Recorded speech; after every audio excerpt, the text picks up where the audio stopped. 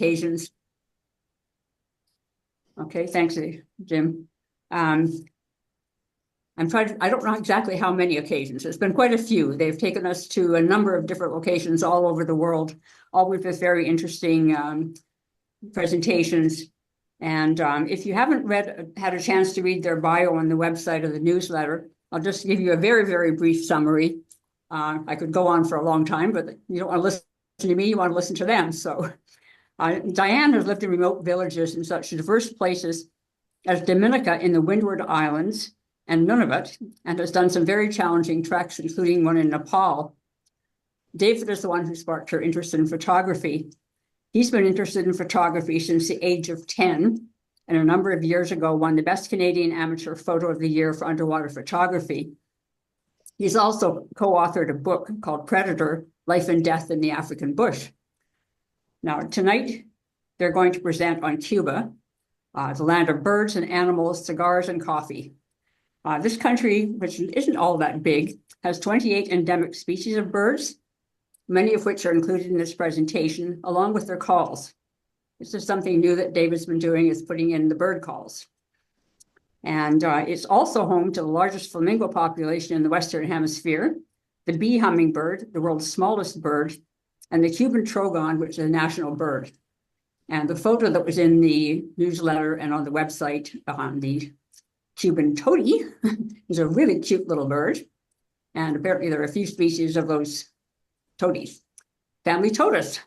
So I'm going to turn it over to DIANE and David to take us on a little journey to Cuba. Thanks a lot, DIANE and David. Welcome back again. Thank you. Thank you. Thank you for having us. There's going to be two different shows tonight. The Birds and Animals of Cuba is 7 minutes long. And then we have one on the cars, cigars, and coffees, which is 24 minutes long. And there will be sounds on both shows. There will be text. If anyone is having trouble reading it, just say so, and I'll read it out loud. So we went there in May 2016 with Mark Ross, our guide from Africa. We actually flew from Miami to the east side of Cuba, not to Havana. We were picked up there by a driver and a guide. And then halfway through the trip, we got another different driver and a guide for the west side. It's going ahead of you anyway.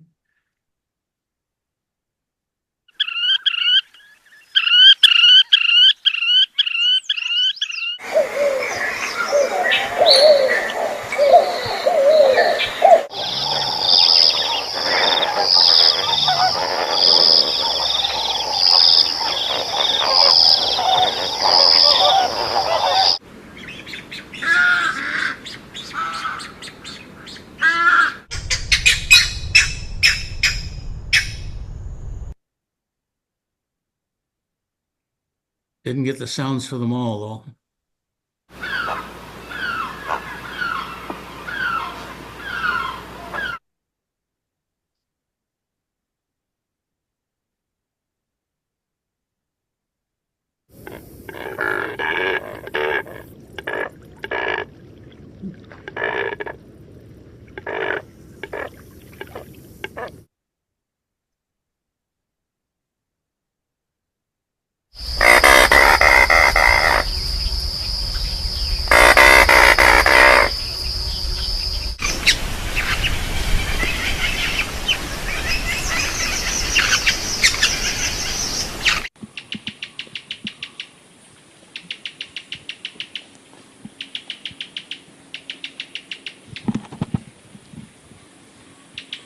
You little guy.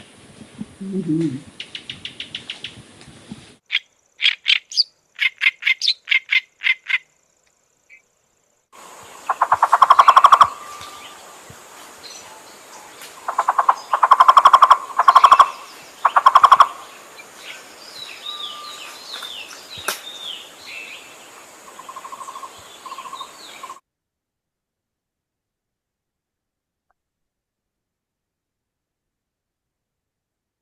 These guys are about 8 inches to 12 inches across. Mm.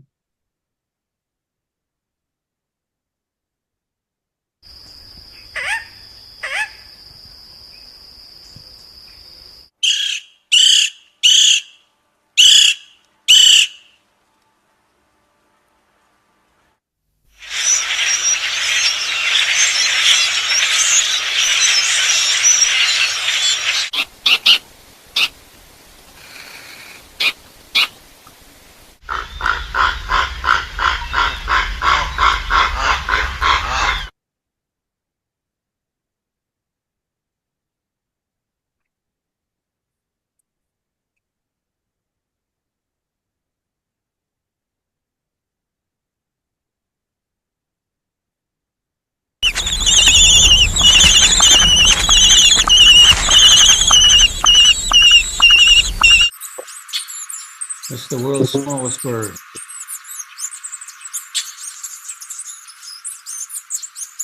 Five 1/100ths of an ounce.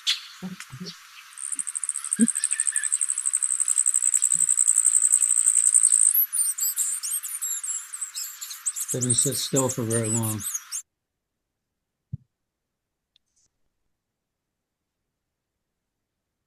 Poisonous frog, and that's a man's thumbnail on there. Mm.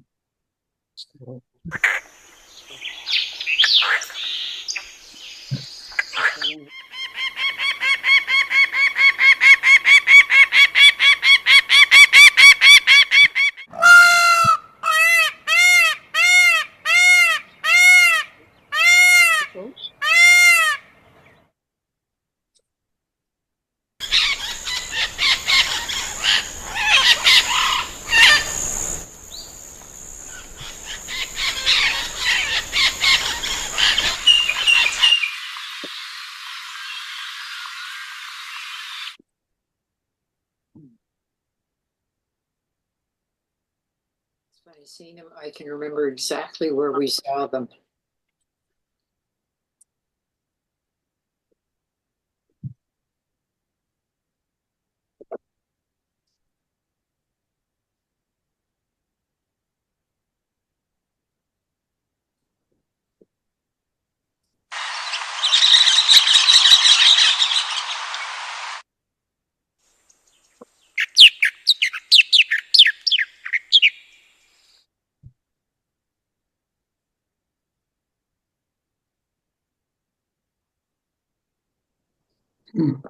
That's his threatening posture.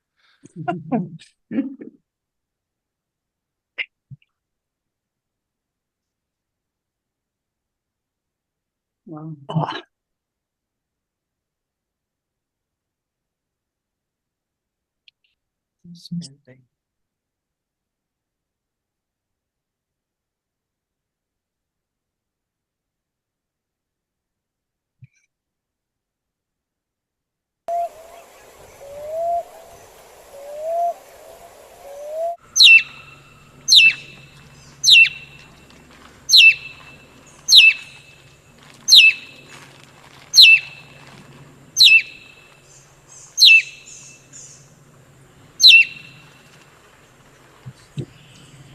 Okay, while we ramp up the next one for a minute here, we found Cuba's people to be fantastic. They're very law-abiding. There was a noticeable absence of police and soldiers. We're going to stop the second show a couple of different places. So we want to tell you some stories of what we saw. Now, their cars, everyone thinks they're fantastic. They look great, but they're all junk. They're not allowed to export them. That's not a great penalty because no one in North America wants them. They're not original cars. You may have a Cadillac body and a Ford motor and a Plymouth transmission and different brakes and everything like that. But they're quite ingenious. So and we call it 90 minutes flying to the 1950s. So okay. Everyone can read that, okay? Do you want me to read it? I can read it. Okay. And don't all rush off for a peanut enhancement because the surgery is free in Cuba.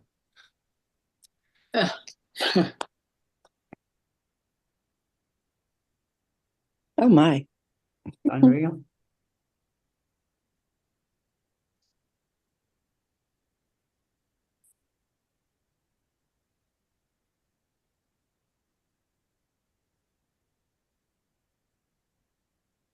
So their cars, their cigars, and their coffee.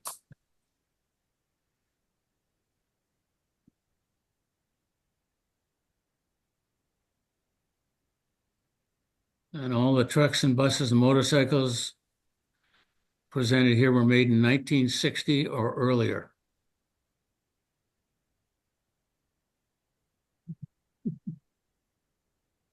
It's just incredible to see these old cars. A lot of them are taxis.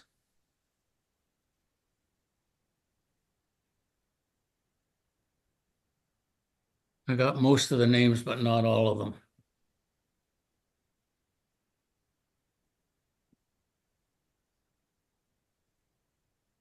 That's Mark Ross with the knife in his belt there, helping him fix the car. So there's the screen. Instead of the built-in screen on the car, they put a tablet in there.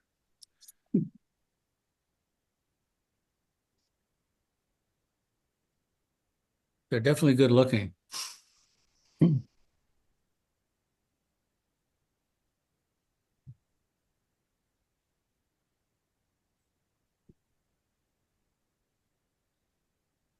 All the sheds, huh? Hmm. Those would be-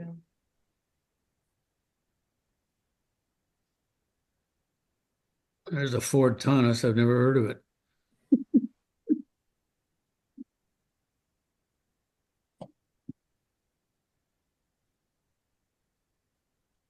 Did you ride in any of them? Yeah, you're going to see us in them in a minute. Okay.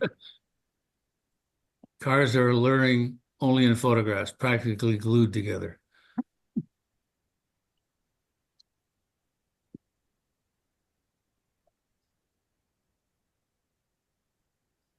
Wow.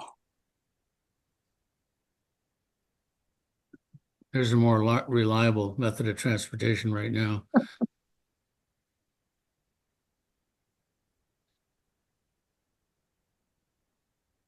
They're very proud of these, and they can make the parts to, it doesn't run or need to fix it. They can make the parts.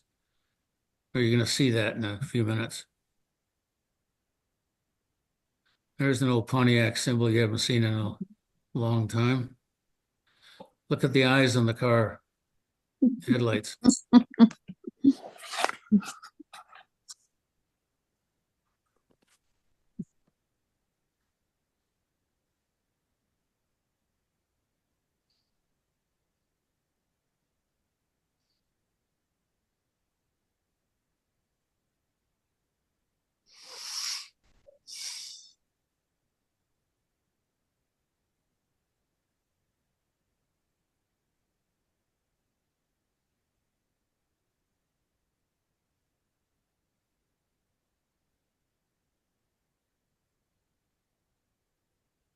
I'm pretty Wow. sure none of these cars came out of the production line, these colors. They're gorgeous. They look great. Everybody's polite. There's no horn honking. Our 1919 Model T. That doesn't look like any Model T I've seen.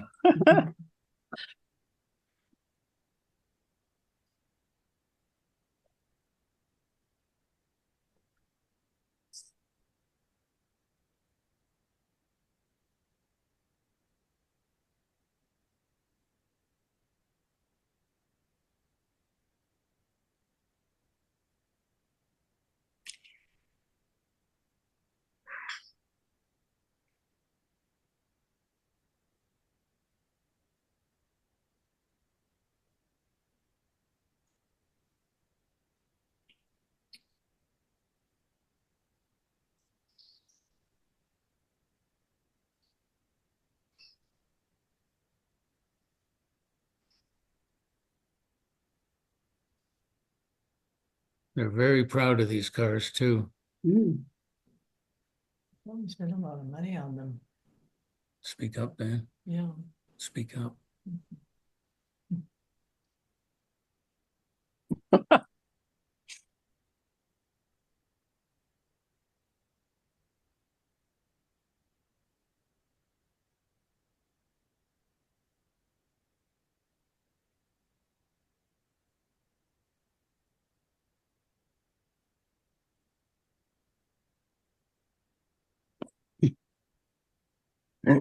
So on a Sunday, everyone who has a convertible, they all come and line up here. convertibles only.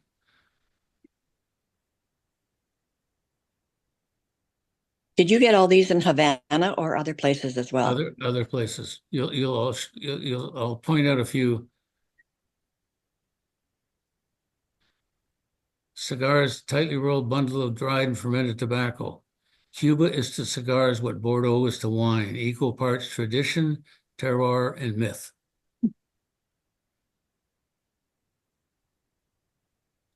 So that's a drying barn for the tobacco. So it's hanging there. So this fellow is the owner of the After the Robert Lee. Use a dry for the outside. No, the outside is the most big one.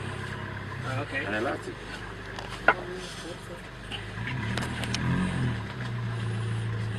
The first time you can be here, friend. See.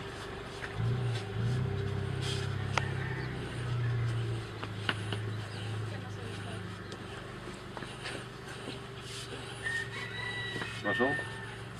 El sendero fue dirigido a los animales. Sí, friend. Bien, verdad. The second one I made in my life, friend. That's it for you. So what he said there was, this is the second cigar I've made in my life. Now, what we didn't record, they have to sell all their production to the government, Whoa. whether it's beef. So his comment was that he had to sell 90% to the government and keep 25% for himself. And it's the same with beef or sheep or anything like that. The second ever.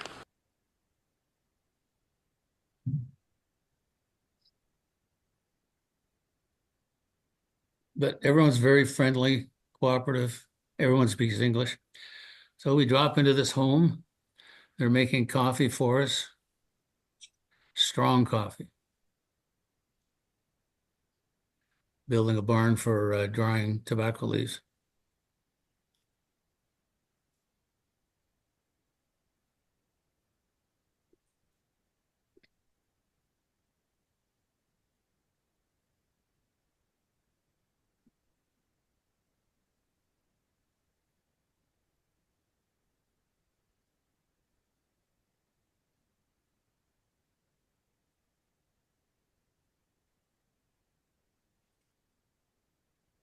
Plus, taking workers.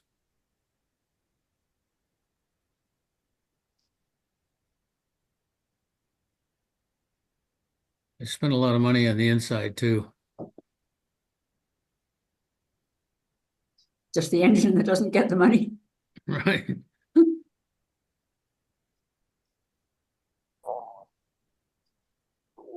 Polish that one up quite a bit.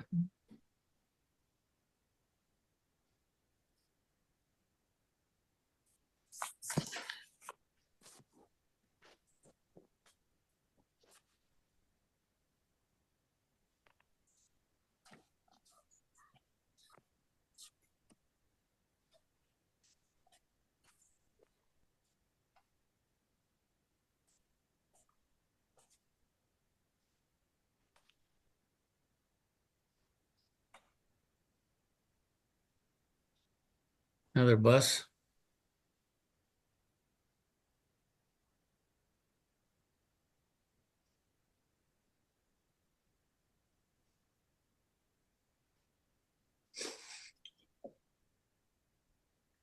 That's an American car made in Europe.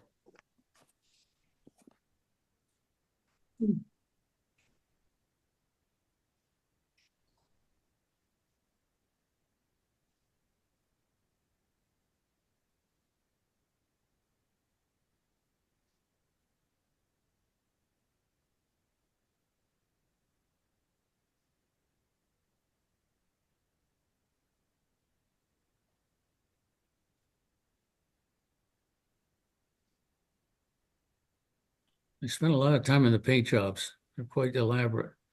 The colors. Mhm.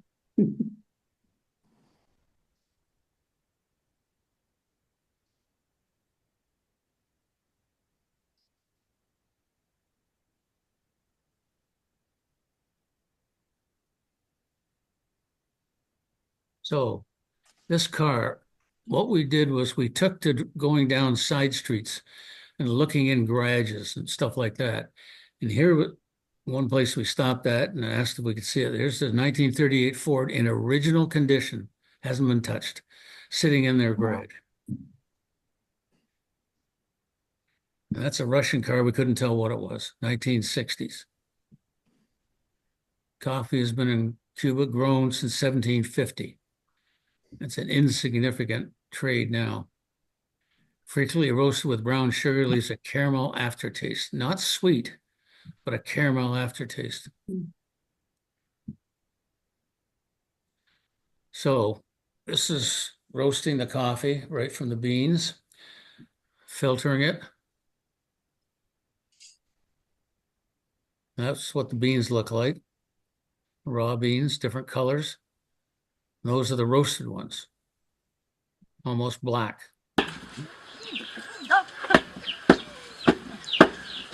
She's crushing grinding the coffee beans. That's what it looks like.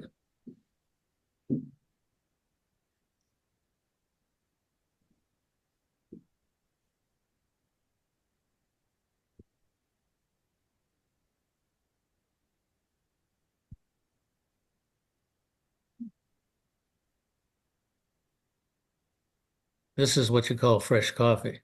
Mm. We were drinking it everywhere. Canadian flag.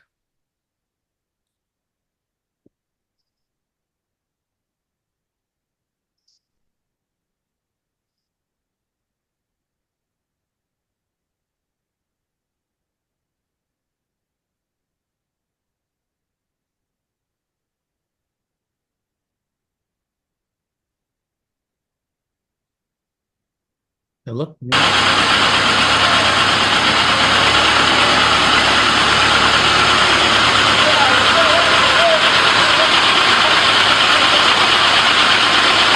No muffler. 1937 Cuba bike. I never heard of it before.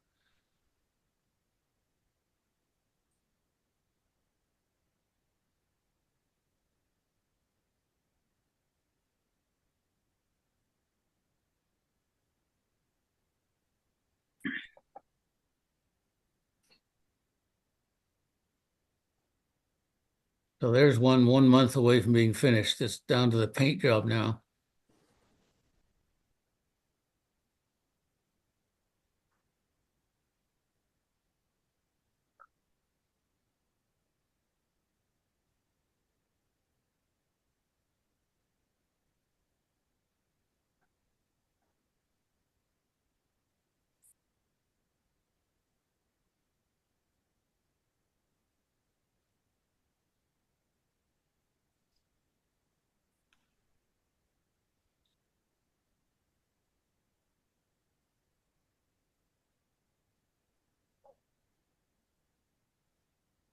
Let's go all the different types of parts they use. Mm. And they make the parts. They can't buy them. Little taxi.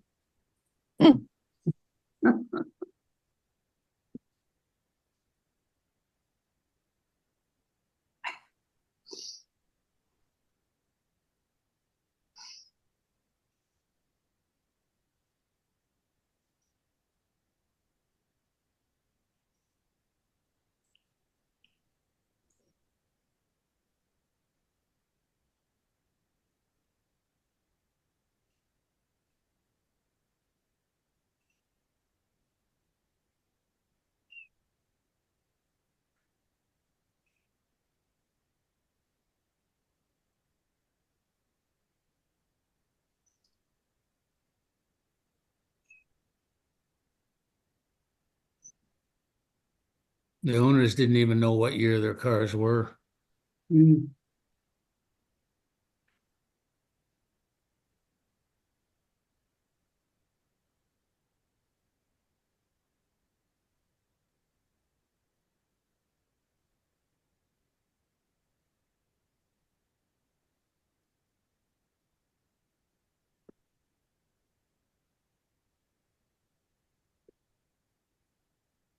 Did you find out if the cars have been in the family all the time, or do they sell them, or how do they acquire them?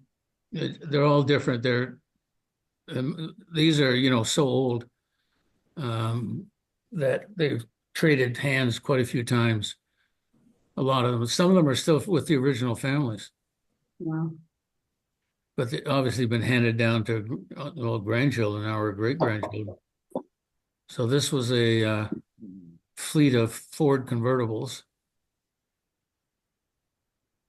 I guess they have their little clubs of convertibles or Chevs or Fords. Ford Anglia, another car I never heard of. I have. Me too. Yeah, You're older than me, though. maybe, probably.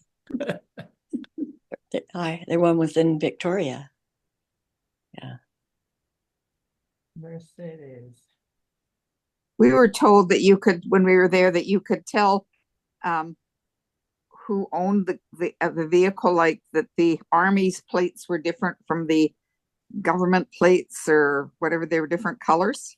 I don't know. I don't remember that. Good question. Definitely going to find out. So there's Mark Ross in one of the taxis. Oh, There we are there. Ford Thunderbird.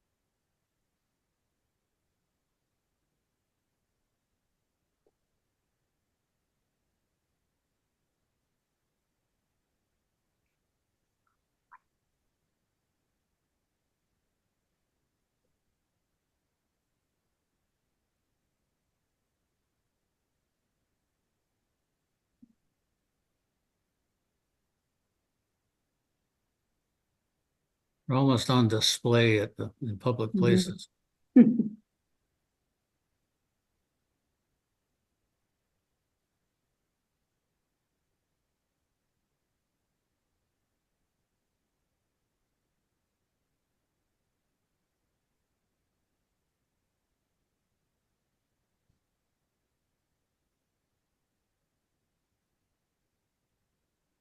There's enough iron in these cars to make two cars today because of all the plastics and everything they're using. Mm. Why is everything black and white except the cars? I'm sorry? Oh, I've done that to accentuate the color. Oh, okay. you're right about a lot of them having taxi signs in their windows. Mhm. 1 second here. That's 3 million kilometers. Just 1 second here. I That's just unbelievable. take it back for a second.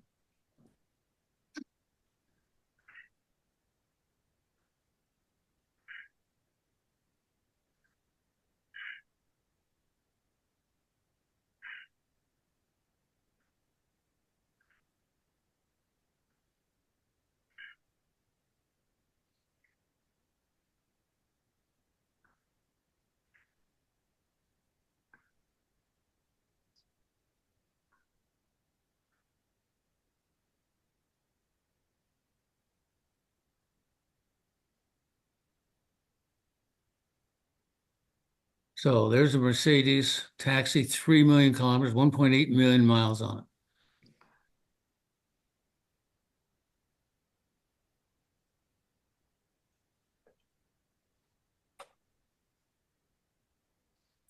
That's a car that doesn't exist. It's been made, handmade.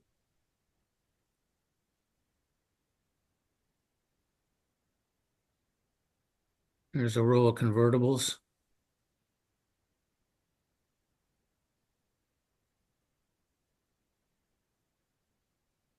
Are these cars pretty much an environmental disaster because they don't have decent mufflers and everything? Yep. Well, you'll see when we get into the motorcycle shop, the sound you hear. Oh. Kind of like Mexico. Yeah.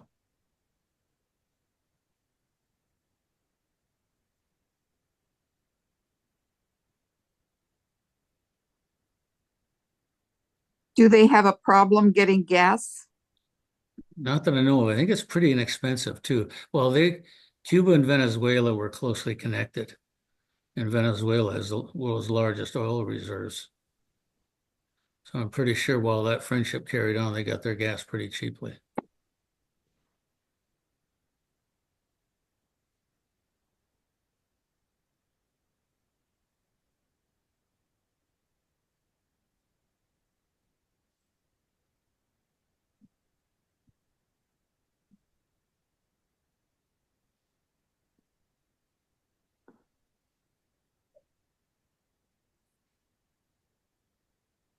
Starting to look like I took a photograph of every car in Cuba. Now you'll notice that the blue car only had 3 wheels. This one's in a shop being rehabbed or remade, but that's what they get to start with. God. Now there's an Indian there, and the rest are Harleys. So this Oh, guy wow. remakes them, reconditions them, and sells them. That guy there. That's the start of him building a motorcycle.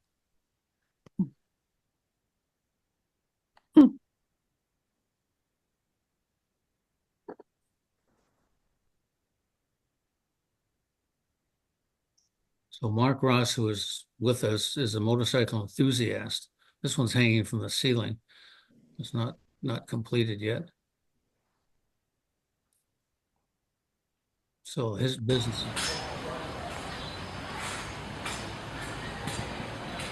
That's the owner of the show.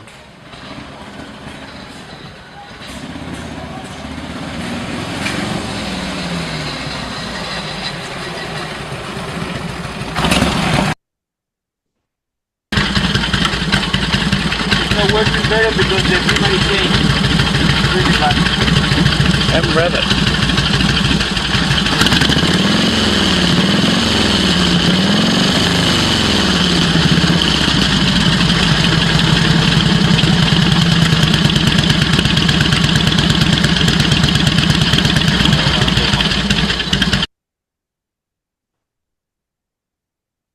That's a 1946 Harley Davidson. Wow.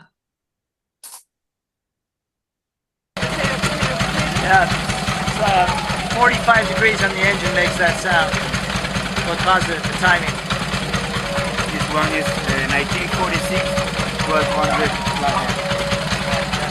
We'll wait for you. You take it back. We'll wait for you. I want to hear you drive off. You wait.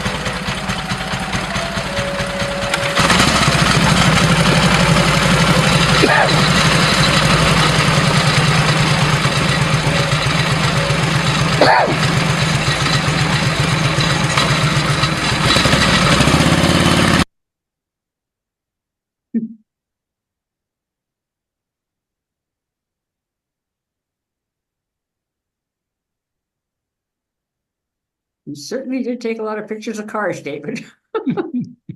That's why I had to break the slideshow down into 3 different shows. Otherwise, it was too long.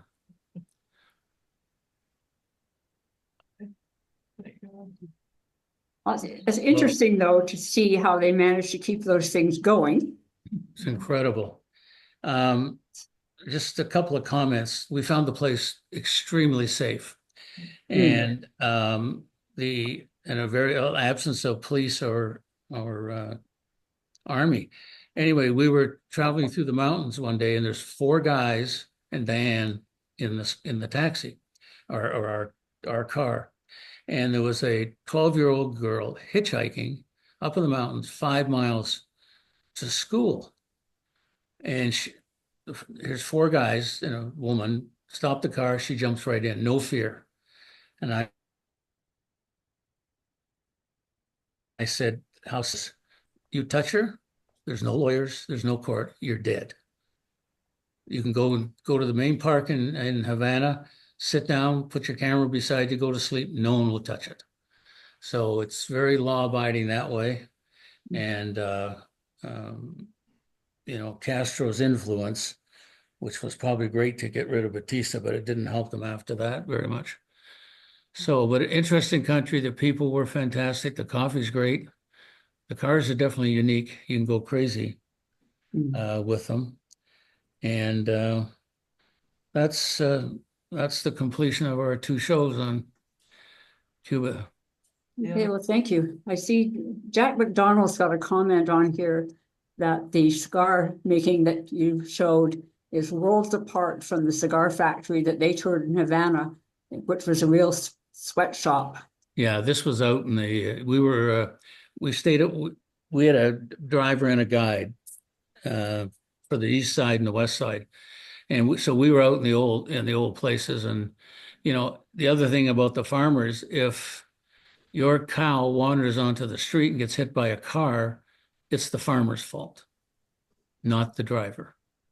Your cow shouldn't be walking on the street. So it's interesting. And the laws, to my mind, a lot of them are very practical and make sense, safety for their people and young girls and everything. And, but tough to make much of a living. And, but the people were great, We have another third show that shows you the countryside, which is lovely, and the cemetery that's done for their heroes. They have a changing of the guard every hour, doing goose.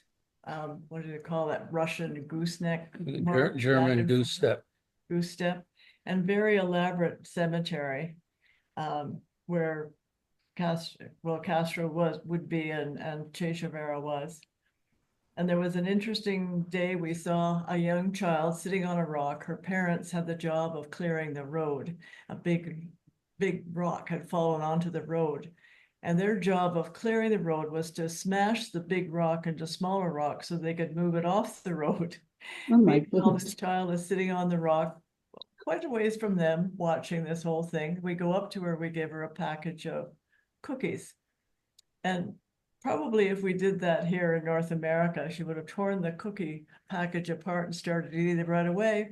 But not her. She just thanked us very much, bowed her head, and put them beside her, and looked over at her parents. And her parents, meanwhile, hitting this rock with the sledgehammers. They didn't rush over either. But she was very calm and cool about it all. There was one road that was on a bridge, quite a ways high from above the ground. And it looked iffy from the ground to see it.